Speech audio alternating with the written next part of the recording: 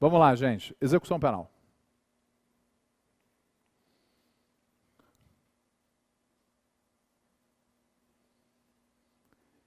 Bem,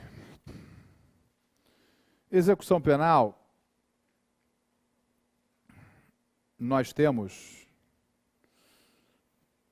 algumas questões aqui relevantes. Vamos lá. Vamos começar pelo artigo 9º-A.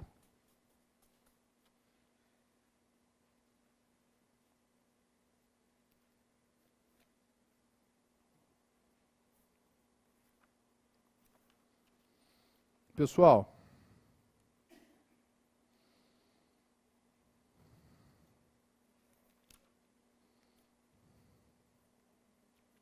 vamos lá. Preste atenção aqui.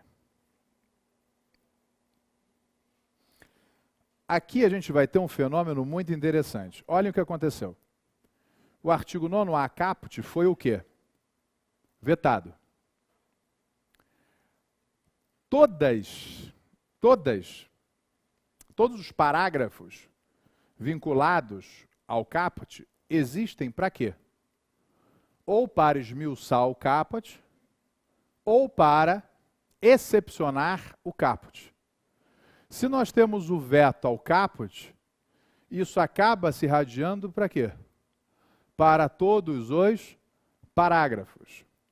Ainda mais quando nos deparamos com o parágrafo 8º, dizendo o quê? Que constitui falta grave a recusa do condenado em submeter-se ao procedimento de identificação do perfil genético. Entendam bem, ele já foi condenado, não já? Preste atenção. Se ele já foi condenado, é porque a identificação civil dele se mostra indefinida ou definida? Definida. Então, claramente, essa identificação do perfil genético estaria sendo buscada para quê? Para reunir provas, elementos que possam ser utilizados o quê? Contra ele. Então, evidentemente que o parágrafo 8º de cara é atormentoso à luz do artigo 5º. Depois eu vou trazer a posição do MP, tá? Não se preocupem não. Artigo 5º, inciso 63 da Constituição, porque o direito ao silêncio é, Wilson, uma manifestação da garantia à não autoincriminação. Aqui se soma o artigo 8º, 2G, da Convenção Americana de Direitos Humanos. Aqui se soma o artigo 14, 3G, Pacto Internacional dos Direitos Civis e Políticos. Só que, além de tudo isso, vamos deixar aqui na tela, nós temos ainda, como argumento de reforço, esse fenômeno que eu acabei de lhes dizer, ou seja,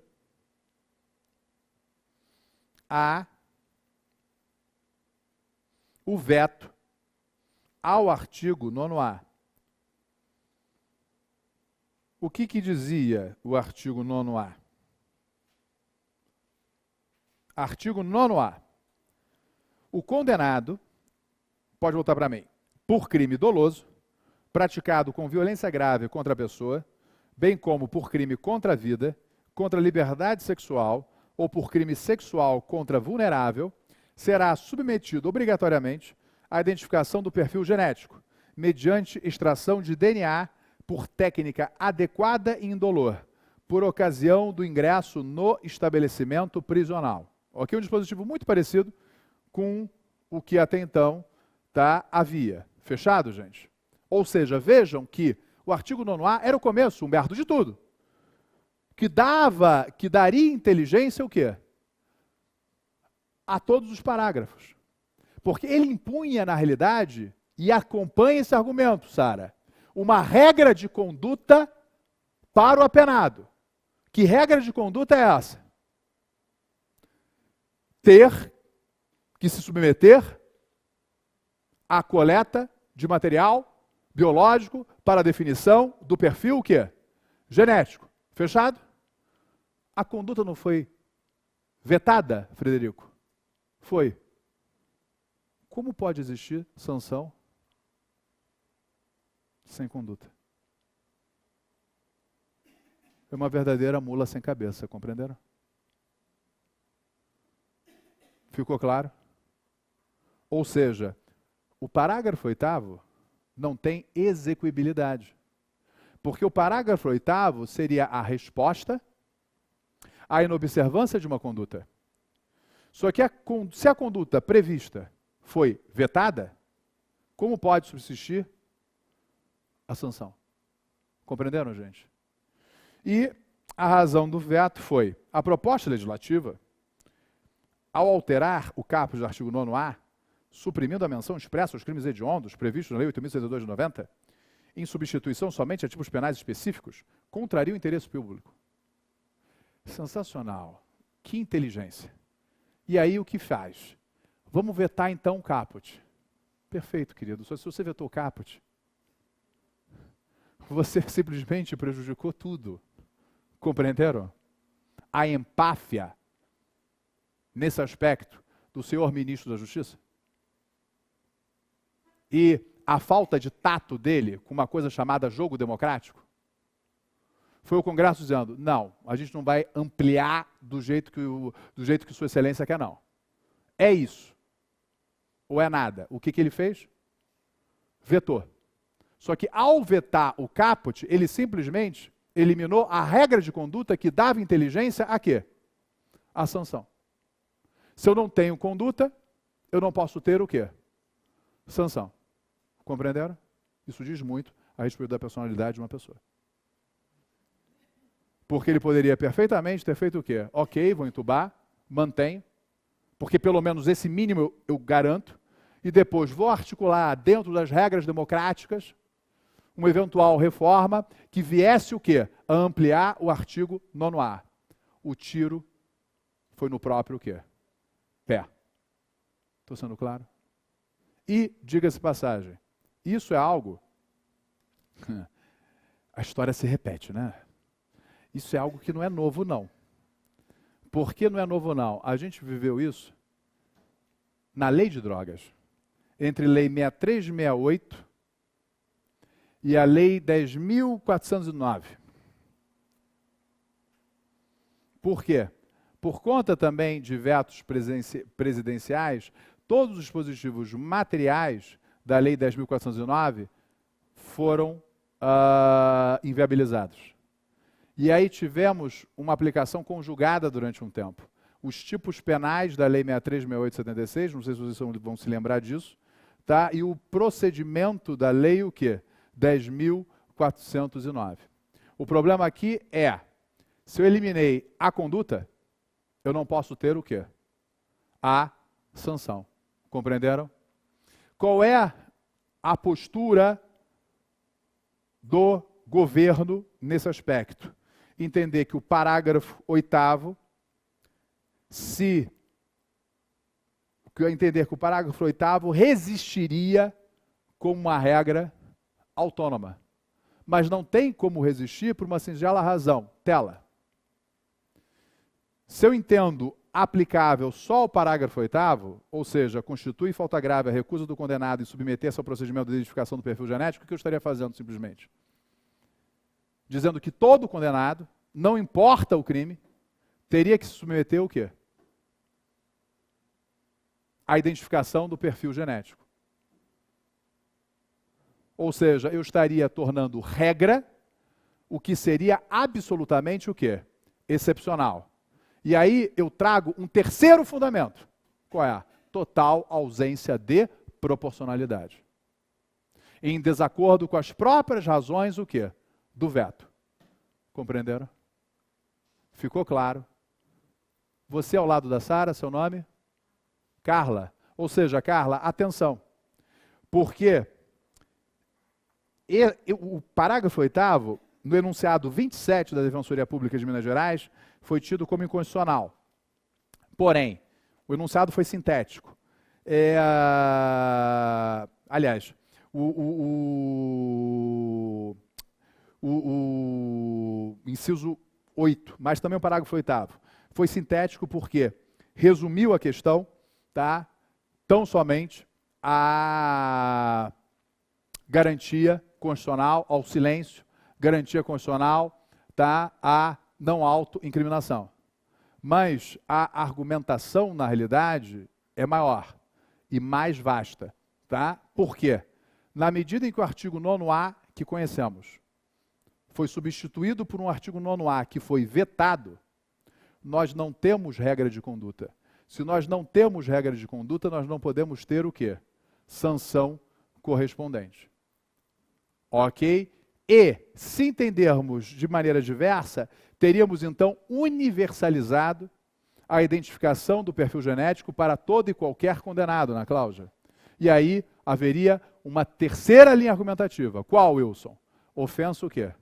Ao princípio da proporcionalidade. Compreenderam? E toda essa argumentação desenvolvida vale não só para o parágrafo 8º do artigo 9º-A, como vale também para o artigo 50, inciso 8, que ficou solto. Porque o artigo 50, inciso 8, diz que é falta grave recusar-se, submeter-se ao procedimento de identificação do perfil genético. Mas cadê a exigência legal? Se eu não tenho exigência legal, como eu posso ter, Frederico? A sanção. Entenderam? Ok? Surreal essa construção. E surreal essa construção por quê? O STF já estava pronto para dizer que o artigo 9º-A era constitucional. E aí, desculpem, a isso tudo se soma a ignorância do senhor ministro da Justiça. O despreparo técnico do senhor ministro da Justiça.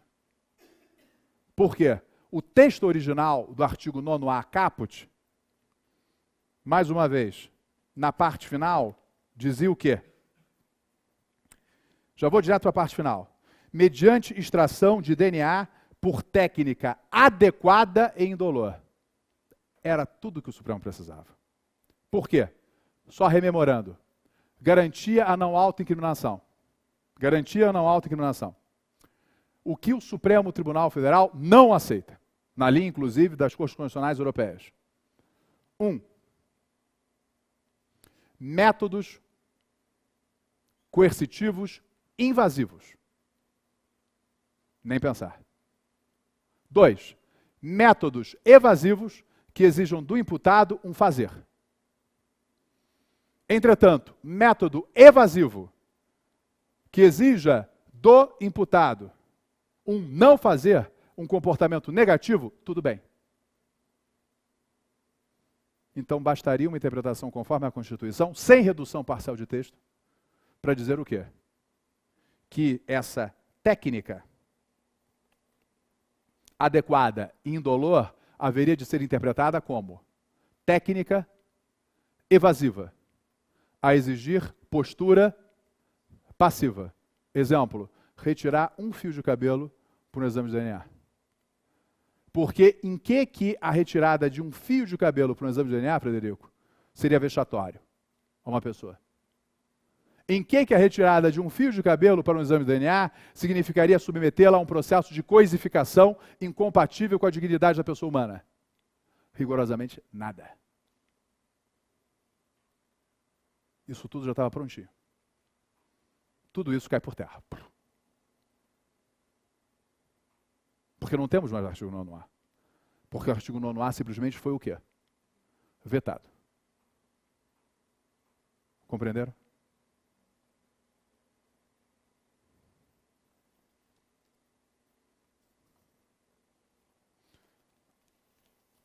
Agora,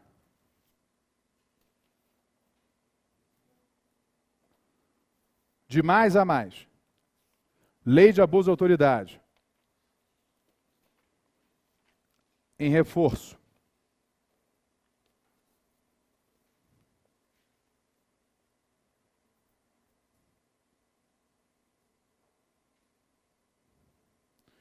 é crime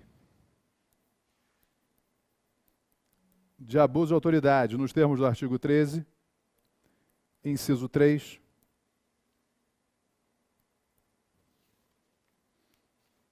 da Lei 13.869 de 2018, constranger o preso ou detento, mediante violência, grave ameaça ou redução de sua capacidade de resistência, a 3. Produzir prova contra si mesmo. Ou seja, como é que o mesmo legislador tipifica como crime qualquer conduta que conduza uma pessoa a produzir prova contra si próprio e, ao mesmo tempo, admite uma prática como essa. Compreenderam? Que claramente significa compelir o imputado a um procedimento probatório que vai resultar o quê? Em provas contra si. Ok? Isso é claramente argumento de reforço, cereja do bolo. Ok, Sara? Ok, perdão, seu nome outra vez? Carla, ok?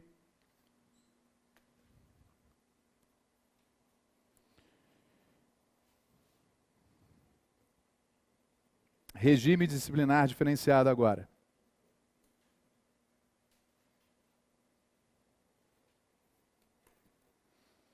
Regime disciplinar diferenciado. Aqui, na realidade, o que tivemos? O agravamento.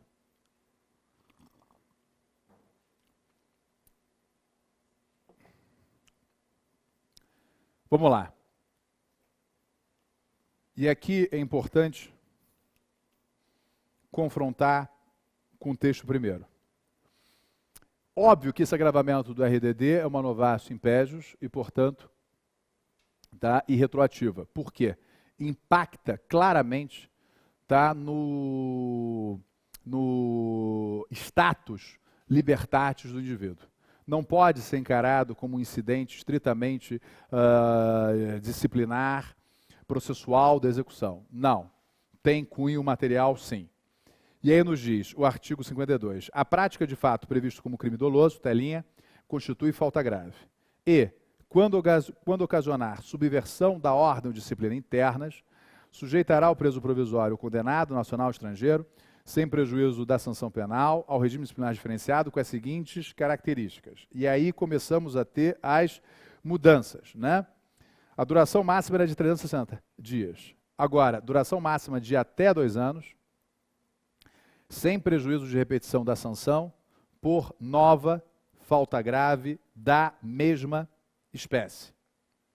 Só que cuidado com o inciso 1. Por quê? O parágrafo 1º diz: o regime disciplinar diferenciado também será aplicado aos presos provisórios ou condenados nacionais ou estrangeiros que apresentem alto risco para a ordem e a segurança do estabelecimento penal ou da sociedade. E 2. Sobre os quais recaiam fundadas suspeitas de envolvimento ou participação a qualquer título e organização criminosa, associação criminosa ou milícia privada, independentemente da prática de falta grave.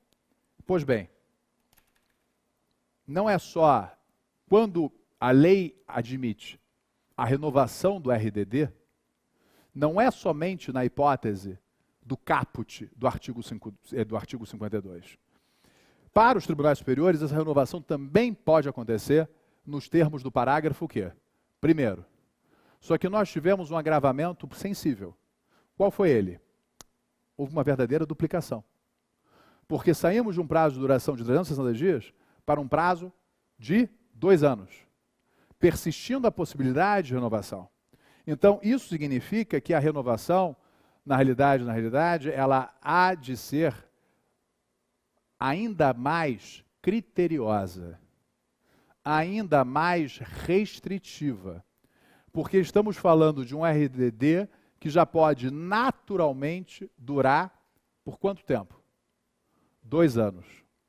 Então isso reforça a jurisprudência do STJ em qual sentido? No sentido de que a renovação é possível, sim. No sentido de que nós não temos um teto objetivo para a renovação, porém, é fundamental a indicação de elementos concretos que efetivamente justifiquem o quê? Essa renovação. Ainda mais diante de um prazo que foi bastante alargado, ou seja, duplicado. Fechado, gente? No mais, Sara, tudo que se questiona a respeito do RDD, tá? As alegações de inconstitucionalidade dos incisos 1 e 2 do parágrafo 1º, isso tudo persiste, isso tudo permanece, tá? Isso tudo não muda, compreenderam? Agora, o que robustece? As condições do RDD foram bastante agravadas. E já se questionava, sobre o formato original do RDD, se ele não atentaria contra a Constituição. Artigo 5º, inciso 47,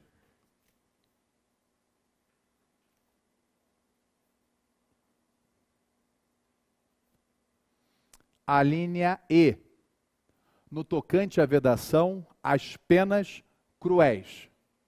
Na medida em que a Lei 13.964 torna o regime disciplinar diferenciado ainda mais severo, potencializando ainda mais o isolamento social, isso aumenta a crítica quanto à sua constitucionalidade à luz do artigo 5º, 47e da Constituição. Compreenderam, gente? Que prevê a vedação às penas o quê? Cruéis. Afinal de contas, o que nós temos? Recolhimento em cela individual. E aqui, vejam, as visitas eram semanais. Visitas quinzenais, de 2 pessoas por vez, a serem realizadas instalações equipadas para impedir o contato físico. Por pessoa da família, ou no caso de terceiro, autorizados judicialmente, com duração de 2 horas. Direito do preso à saída da cela por 2 horas diárias para banho de sol, em grupos de até 4 presos, desde que não haja contato com presos do mesmo grupo criminoso. Aqui é um escárnio. Por que aqui é um escárnio? É o legislador institucionalizando a existência de grupos criminosos dentro dos presídios. Isso se oficializa. E isso é o reconhecimento de que a pena só teria caráter retributivo. Minimamente ressocializante. Ah, Marcos, mas é uma realidade. Concordo em gênero, número e grau. Mas na medida em que você positiva isso na lei, isso tem um valor simbólico absurdo. Isso significa se curvar a essa realidade, institucionalizá-la e dizer que nada será feito para reverter isso. Isso é terrível. A carga simbólica negativa do inciso 4 é descomunal. E aí temos, inciso 5, entrevistas sempre monitoradas, exceto aquelas com seu defensor, instalações equipadas para impedir o contato físico, fiscalização do conteúdo da correspondência, participação em audiências judiciais, preferencialmente por videoconferência, garantindo-se a participação do defensor no mesmo ambiente do preso. Evidentemente que fiscalização do conteúdo da correspondência. Aqui, a lei se apegou no artigo 41, inciso 15 e parágrafo único da LEP. Por quê? Um dos direitos que o preso tem é o contato com o mundo exterior, que pode se dar perfeitamente por meio quê? De correspondência. E o parágrafo único diz que esse é um dos direitos que pode ser controlado pelo diretor do estabelecimento quê? Prisional. E o que acontece? Nós tivemos um julgado da segunda turma do Supremo, isso disso no módulo de execução penal, relator até foi o ministro Celso Mello, entendendo que esse dispositivo teria sido recepcionado pela Constituição, seria compatível com o sigilo da correspondência. Mas era uma hipótese muito pontual. E a verdade é que isso depois não voltou à baila. Nós não temos, por exemplo, uma manifestação do Pleno do STF sobre isso. Consequentemente, algo que a Defensoria já está discutindo é o alcance dessa fiscalização. É uma fiscalização indiscriminada mesmo? É ter acesso a tudo?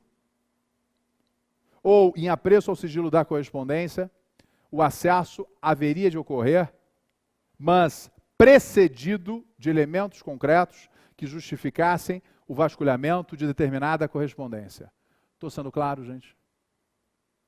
Tudo isso para quê?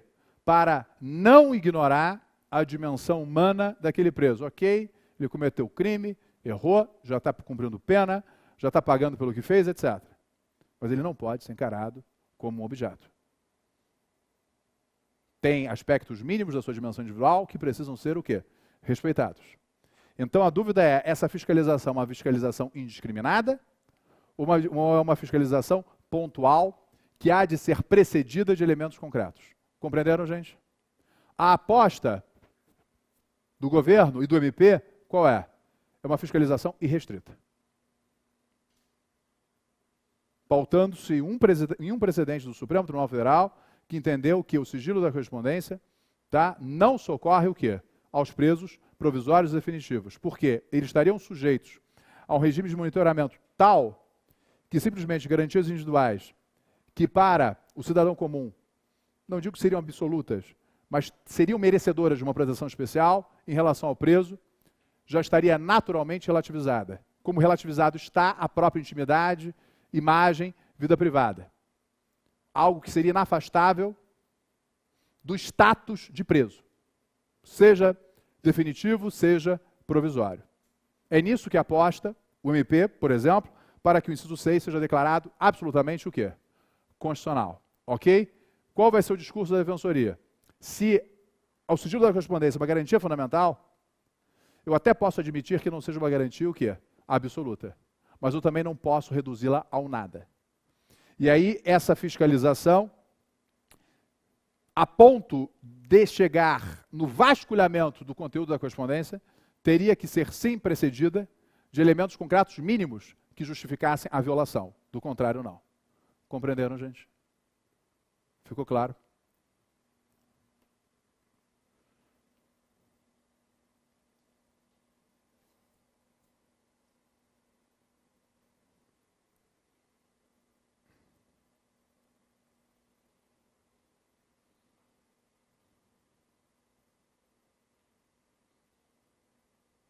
Aqui, parágrafos 4º, 5º, 6º e 7º.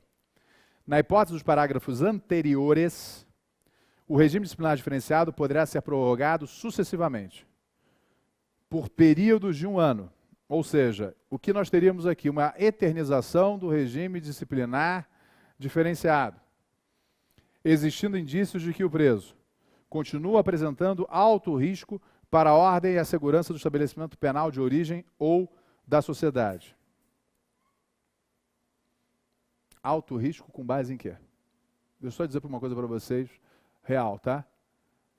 Eu já me deparei com casos em que a prorrogação se deu com base em notícia de jornal, da época em que ocorreu o fato delituoso. Tá? Da época em que ocorreu o fato delituoso.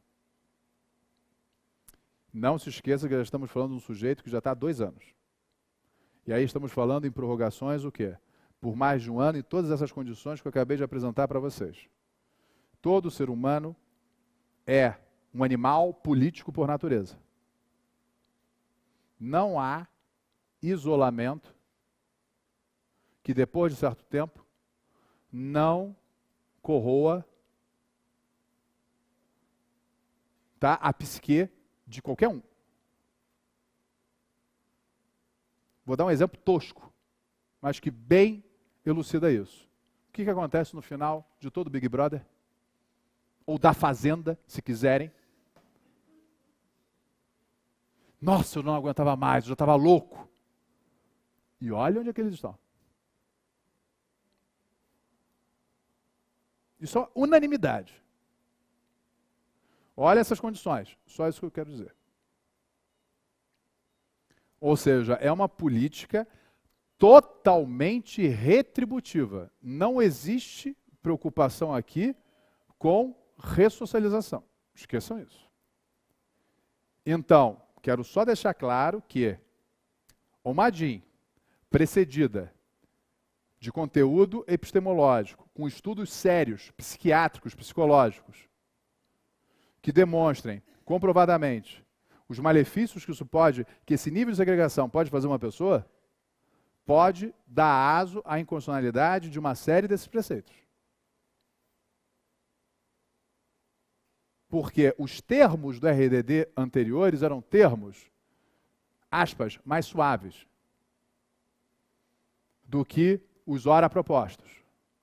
Então, essas discussões todas ficavam em nível o quê? Jurisprudencial. Agora, com isso tudo previsto em lei, isso, repito, aumenta, robustece a tese de que o RDD seria inconstitucional à luz da vedação às penas cruéis.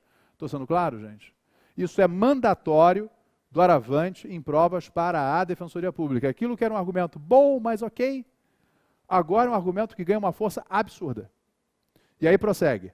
Mantém os vínculos com organização criminosa, associação criminosa ou milícia privada. Considerados também o perfil criminal e a função desempenhada por ele no grupo criminoso. Aqui você já tem um paradoxo. Ele não está preso? Tá. Se ele mantém um vínculo com a organização criminosa é porque ele está em crime. Se está em crime, ele teria que responder o quê? A um outro processo. Ou seja, eu estou punindo-o sem imputação formalizada. Isso agride o artigo 557 da Constituição, isso agride o devido processo legal. Ok, gente? Parágrafo 5º. Na hipótese prevista no parágrafo 3º, o regime disciplinar diferenciado deverá contar com alta segurança interna e externa, principalmente no que diz respeito à necessidade de se evitar contato do preso com membros de sua organização criminosa, associação, milícia ou grupos rivais. Aí vem, parágrafo 6º. A visita de que trata o inciso 3 do caput será gravada em sistema de áudio ou de áudio e vídeo e com autorização judicial fiscalizada por agente penitenciário, ou seja, privacidade zero. Parágrafo 7º. Após os primeiros 6 meses do regime disciplinar diferenciado, o preso que não receber a visita de que trata o inciso 3 poderá, após prévio agendamento, ter contato telefônico que será gravado com uma pessoa da família 2 vezes por mês e por 10 minutos. Detalhe, é sem contato físico. Se é sem contato físico, o que isso significa? Nada de visita o quê? Íntima. E aí entra uma questão que é importante, que é o fato, evidentemente, de que sexo é uma questão absolutamente biopsicológica. Ou seja, isso inegavelmente, tá, potencializa a ruptura, a corrupção, tá, do espírito do sujeito. Deixar isso bem claro. Ou seja, o salto que a Lei 13.964 proporcionou foi um salto absurdo, demasiado. Outra vez tomando como parâmetro a experiência norte-americana. Mas a Constituição norte-americana não é igual à brasileira. A brasileira é muito mais zelosa, ciente e consciente nesse sentido. Então, um argumento que estava, aspas, morto pela inconstitucionalidade do RDD, ressurge com toda a força. Repito pela última vez, artigo 5º, 47, a linha E da Constituição. Estou sendo claro, gente? E toda a argumentação que se construía pela inconstitucionalidade do RDD ganha força considerados os atuais termos fixados para o regime disciplinar diferenciado. Compreenderam? Ficou claro? Isso é uma questão, André, básica de devido processo legal, que a reforma ignorou por completo. Qual é? Quanto mais rigoroso o castigo, mais severo é o zelo pelas franquias constitucionais. É isso que não entra na cabeça do nosso ministro da Justiça, que morre abraçado com o direito penal do inimigo. A questão toda é essa. Enquanto a grande questão é quem é o inimigo.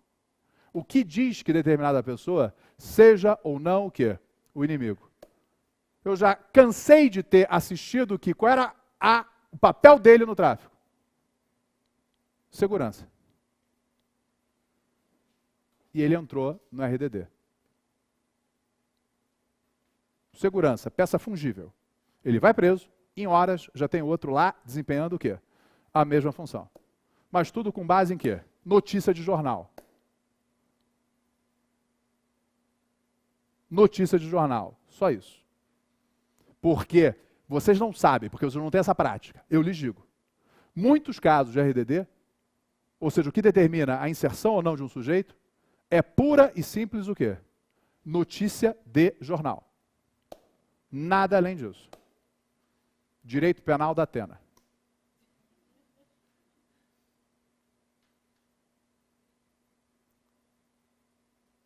Ok?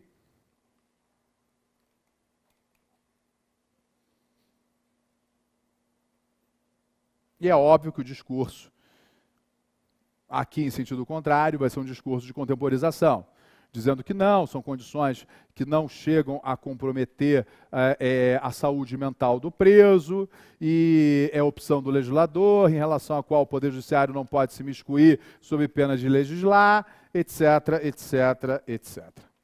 Enquanto isso, todos os supostos autores de crimes contra a administração pública vão fazer jus ao acordo de não persecução penal. Ok? Bem, agora,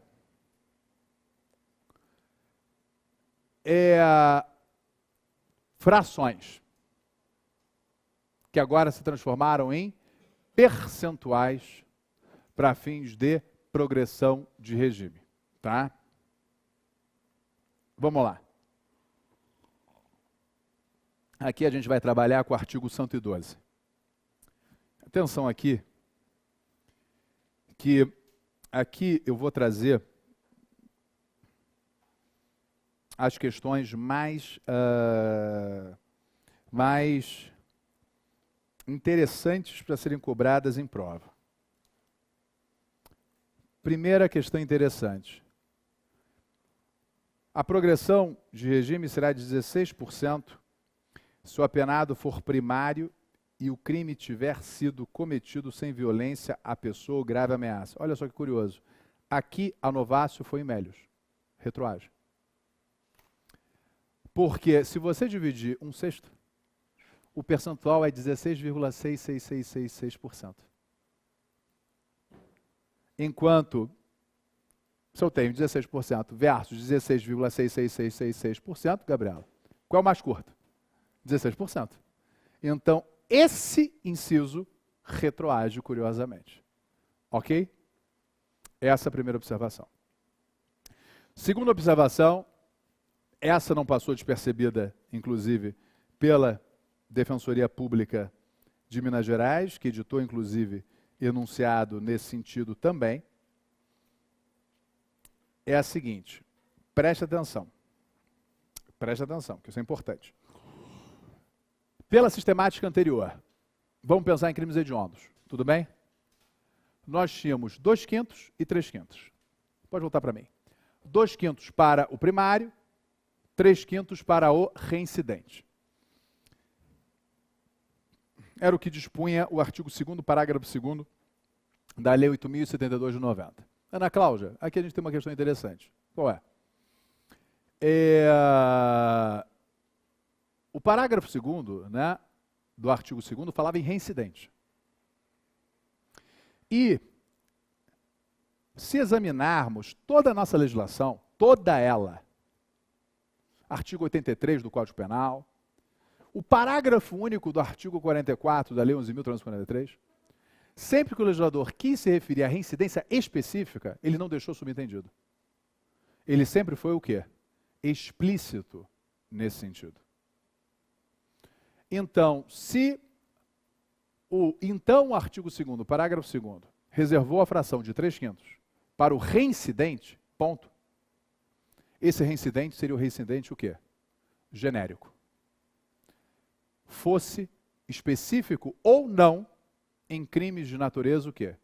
Hedionda, Compreenderam, gente? E isso, seu nome? Isso, Carlos, se pacificou, tá? Se pacificou. Tá? Se pacificou. Se pacificou. Tanto no STJ, quanto no Supremo Tribunal Federal. Ok? E quero lembrar que se a gente vai falar em 3/5 para um reincidente, isso equivaleria a 60%. Ok? Agora a gente tem que fazer a continha. Não percam isso de vista, tá bom? Tela.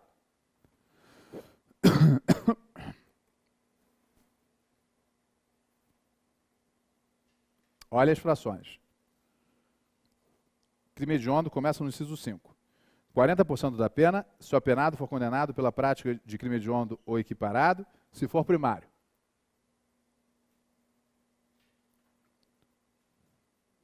(50% da pena, se o apenado for condenado pela prática de crime hediondo ou equiparado, com resultado morte, se for primário. B. Condenado por exercer o comando individual ou coletivo de organização criminosa estruturada para a prática de crime hediondo ou equiparado. 7. 60% da pena, se o apenado for reincidente na prática de crime hediondo ou equiparado. Ou seja, o reincidente específico é que passa a ter qual fração? Fique olhando para a tela. Passa a ter a fração o quê? De 60%. E aí vem a dúvida, e se ele não for reincidente específico? Não vai ser 50%. Por quê? 50% seria para crime hediondo equiparado com resultado o quê? Morte. Eu tenho um limbo aqui. Estão entendendo? Como eu tenho um limbo aqui, na realidade, eu não apago o fato de que é condenado por crime o quê? Hediondo. Mas como ele não é reincidente específico, para ele vai ter o quê? 40%. Isso retroage. Entenderam?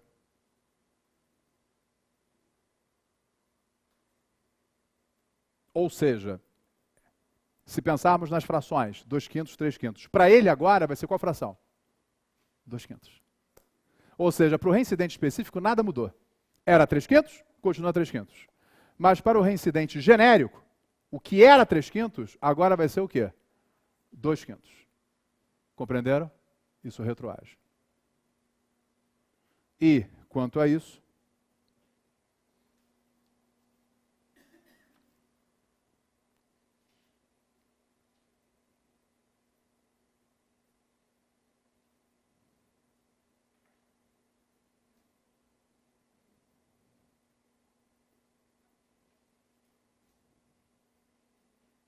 não, em relação a isso não teve anunciado ainda da Defensoria Pública de Minas Gerais, não, o que torna essa informação ainda mais exclusiva.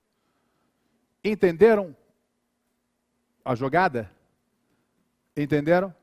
Tela, por favor, mais uma vez, tá? Porque não é tão simples assim, não. A fração de 60%, que equivale a exatos 3/5, passou a ser para quem? Para o reincidente na prática de crime hediondo equiparado, ou seja, o específico. Reincidente não específico, não está nos 50%. Mas não deixa de ser condenado por crime o quê? Hediondo. Logo, para ele, fica qual fração? 40%. Isso vai retroagir. Entendido? Ok, gente?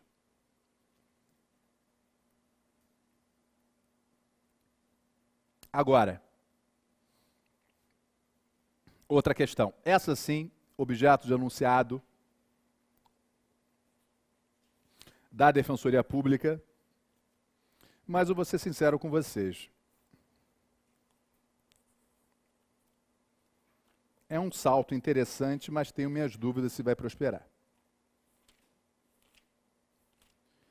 Na nossa primeira aula, nós examinamos o artigo 83, né, do Código Penal. E a verdade é que o artigo 83 do Código Penal foi alterado muito pouco. Ou seja, nós tivemos, na realidade, a manutenção do inciso 5. Ou seja, fração do livramento condicional para o condenado por crime hediondo, né? 2/3, vedado para um reincidente o quê? Específico. Qual o discurso aqui da Defensoria que é um discurso, na minha concepção, fraco? Tela. Mas vale, por exemplo, inegavelmente. Tá? Mas vale. Isso tudo só para demonstrar, tá, que aqui eu estou absolutamente o quê? De peito aberto. Estou acabando de glosar uma orientação da Defensoria Pública. Você é um defensor. Ou seja, que fique bem claro, todo o discurso incisivo que eu fiz em relação ao regime disciplinar diferenciado é porque, de fato, o que houve foi um copia e cola do sistema norte-americano, o que me faz lembrar Nelson Rodrigues e a síndrome de vira-lata do brasileiro, achando que só tem virtude o que está lá fora. E que a gente tem que copiar, sem se preocupar minimamente em verificar se aquele modelo se adequa ou não ao nosso texto constitucional. A nossa Constituição tem uma preocupação com liberdades individuais muito mais intensa do que a norte-americana. A norte-americana tem uma preocupação feroz com patrimônio. Essa que é a verdade. A nossa não. Até por conta do passado ditatorial, tá, imediatamente anterior à nossa Constituição. Concorde-se ou não? Concorde-se ou não? Por isso que o presidente do Senado falou brincando, mas ele tem razão. Se a Constituição hoje em dia incomoda tanta gente, a ideia de se convocar uma Assembleia Constituinte é inegavelmente mais honesta. Porque é isso que a gente está assistindo hoje. Muita gente incomodada de ter tantos direitos. Sim, porque o direito lá do sujeito que está preso, está respondendo a uma ação penal, tá, é o direito meu também. É o direito da Bernadette, é o direito do Flávio Bolsonaro, e por aí vai. Tem um determinado momento que todo vento que sopra lá vai ventar cá. Então eu acho, sinceramente, uma autofagia qualquer discurso de relativização de garantias fundamentais, porque isso significa um discurso contra a nossa própria existência em prol de uma entidade que não tem cara chamada Estado. Acho isso muito complicado. E a história é farta de exemplos nos quais essa opção de hipertrofia do Estado gerou resultados terríveis, abomináveis. E não tem um século que vivemos essa experiência. Mas tudo bem. Voltando para cá, tela. Qual é a tese? Interessante, mas fraca. Pelo artigo 112, está vedado o livramento condicional ao condenado pela prática de crime hediondo ou equiparado, com resultado morte, se for primário, e, inciso 7, se o apenado for reincidente em crime hediondo ou equiparado com resultado morte, vedado o livramento condicional. Tese da Defensoria Pública Minas. São essas as hipóteses, hoje, de vedações liminares do livramento condicional. E, portanto, em apreço ao princípio da anterioridade, estaria tacitamente revogada a previsão no Código Penal de vedação ao livramento condicional do apenado reincidente específico em crime hediondo. Compreenderam? Entenderam o raciocínio?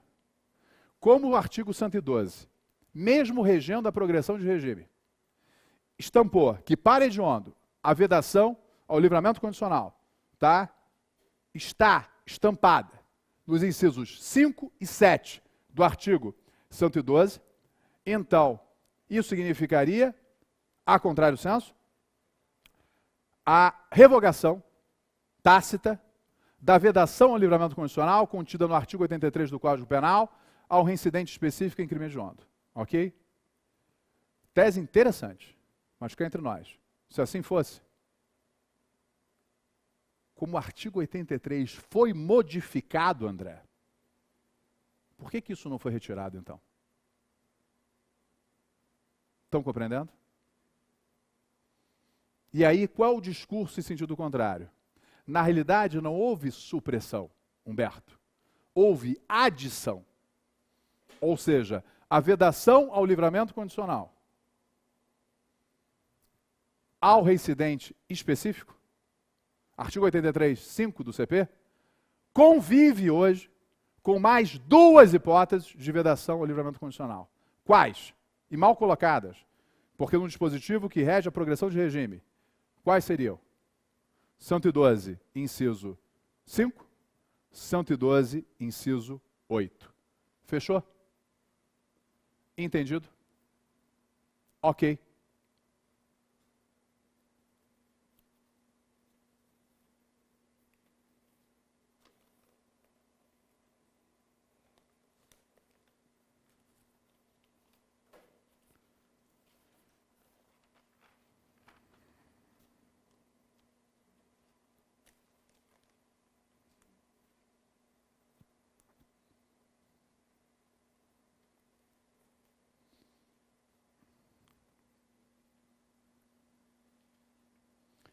Questão importante, parágrafo 6º.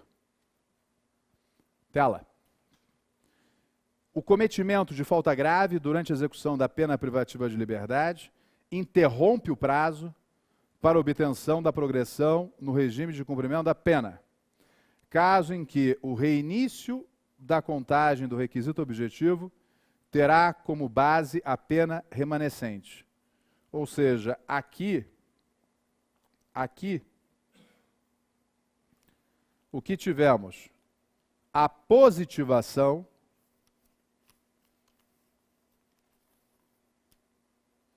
da súmula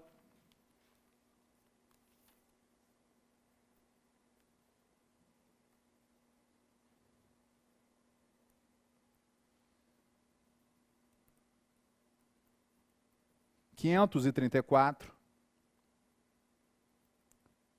do STJ. Praticamente ipsis literis. Então, isso é importante porque isso é um golpe aplicado à defesa. Porque quando os tribunais superiores reconheciam a recontagem do prazo para fins de progressão de regime por força do cometimento de falta grave, qual era o discurso crítico? Falta de previsão legal. Esse discurso deixa de existir. Agora temos previsão legal. Agora, em contrapartida, Humberto, a contrário senso, a recontagem está hoje positivada em lei. Para qual fim? Para qual fim?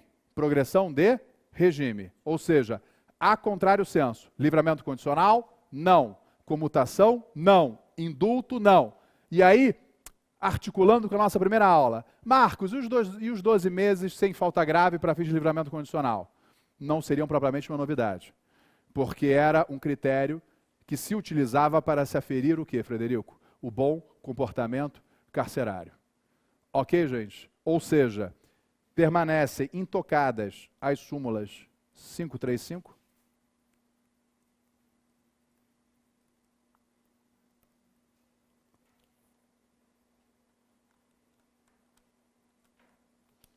e súmula 441 STJ.